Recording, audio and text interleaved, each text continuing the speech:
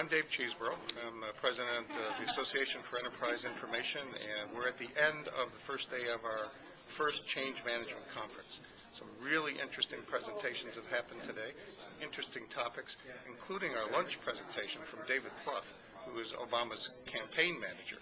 And he really laid out some interesting strategic initiatives around communication and how new media is really changing everything with regard to how messages get out and inform people and engage them and have them participate.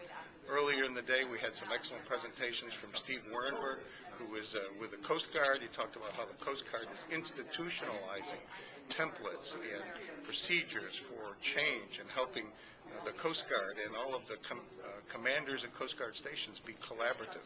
And then, of course, Dave Wennergren, who is the Deputy CIO at DOD, came and talked about his top 10 things today. It was Dave's top 10.